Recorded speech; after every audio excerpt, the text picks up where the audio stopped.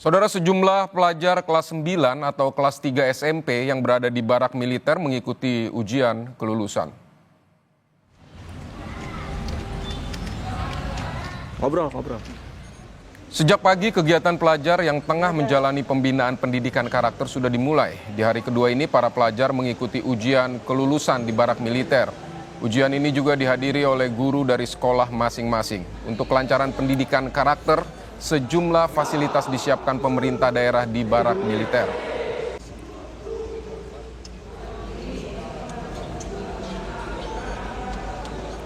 Saudara, puluhan siswa bermasalah mulai menjalani pembinaan di barak militer di Kabupaten Purwakarta, Jawa Barat. Kita akan membahasnya lebih lanjut bersama Bupati Purwakarta Saipul Bahri bin Zain. Selamat siang Pak Saipul. Selamat siang, Bapak. Pak Saipul, untuk gelombang pertama ini ada berapa siswa bermasalah di Purwakarta yang masuk barak militer? Ada 39. Oh ya, rencananya akan berapa lama mereka menjalani pembinaan di barak militer ini, Pak? Di barak militer ini 2 minggu, tapi pembinaannya nanti 6.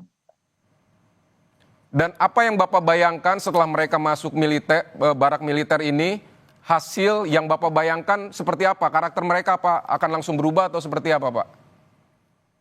Ya, sebenarnya kan ini problem anak-anak ini problem kedisiplinan ya.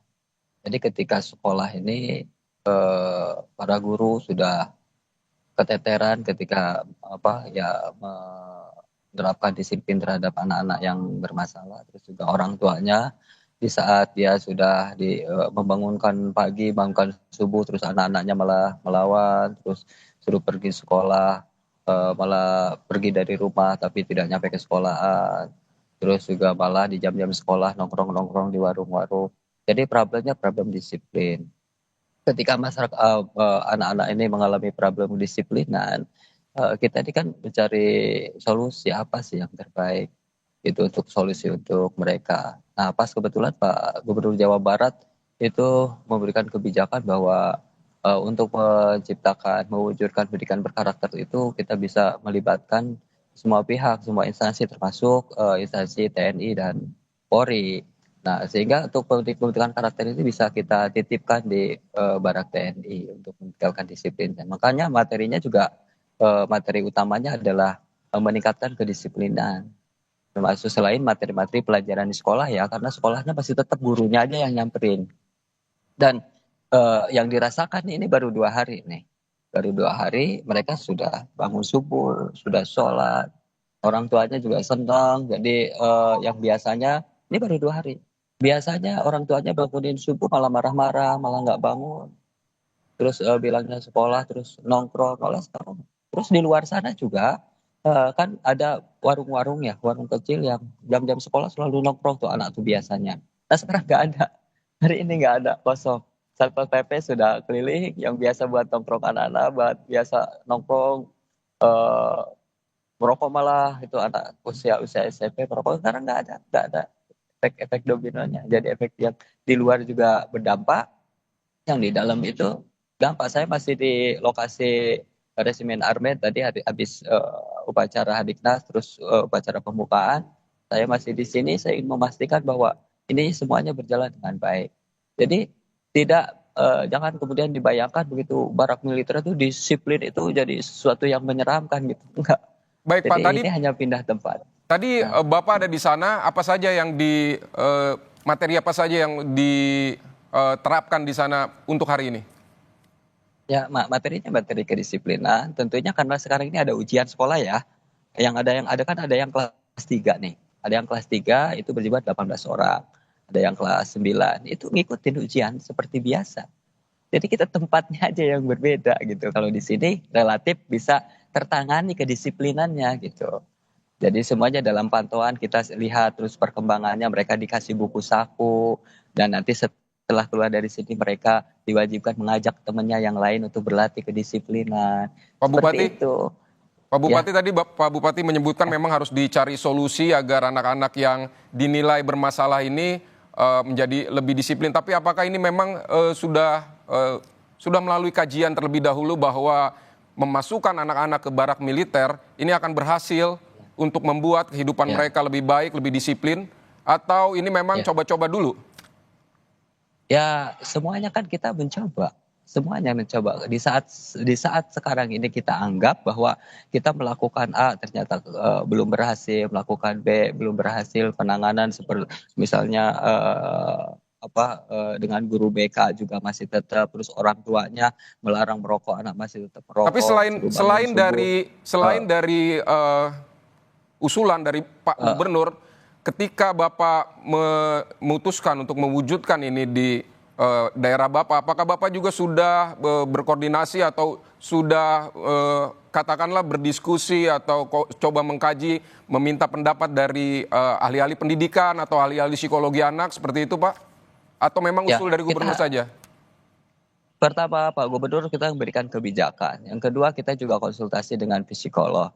Yang ketiga juga yang utama ya kita lihat dulu bahwa kan ada itu ke pemerintah daerah itu menjamin ya terwujudnya kerjasama antar instansi ya untuk menciptakan pendidikan berkarakter.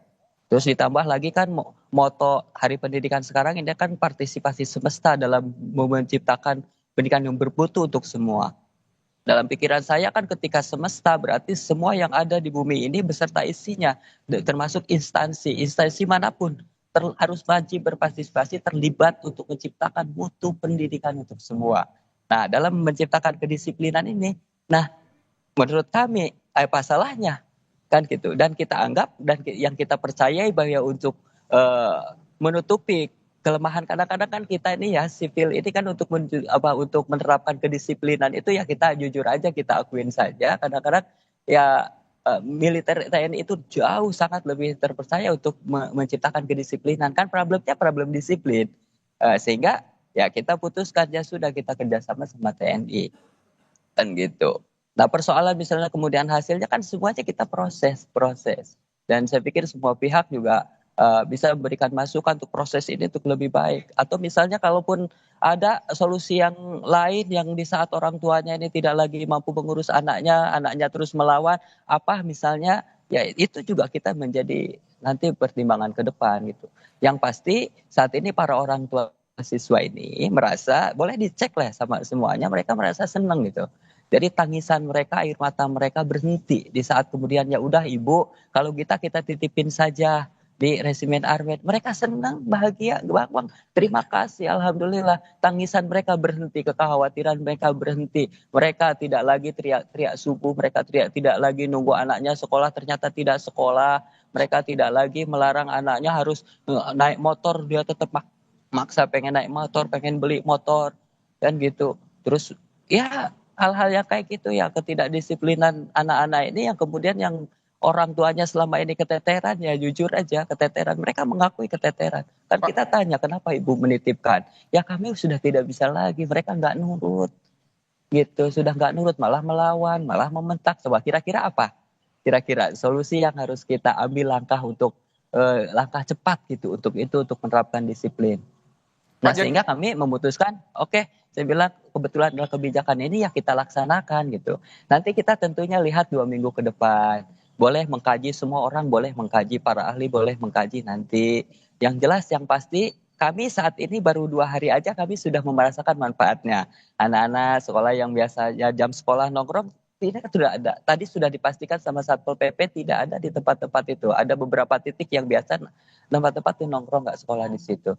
Terus yang sekarang yang biasanya anak-anak ini malas-malas, anak-anak ini pagi susah bangun, sekarang sudah pada bangun pagi-pagi tanpa biasanya mereka pagi-pagi nggak olahraga jadi olahraga, mereka biasanya nggak tertib menerima materi pelajaran, tadi menerima. Yang jelas baru itu yang kami rasakan manfaatnya. tidak Ya ada yang nongkrong mudah-mudahan. karena Nah, mungkin masih jam sekolah juga, Pak. iya justru kebiasaan jam sekolah, Pak. Ini mereka ini yang kesini ini karena jam sekolah mereka nongkrong. Orang tuanya nyari, gurunya sampai nyusul, Pak. Gurunya sampai nyusul. Jadi kita sudah tidak ada lagi langkah apa yang harus kita ambil gitu loh.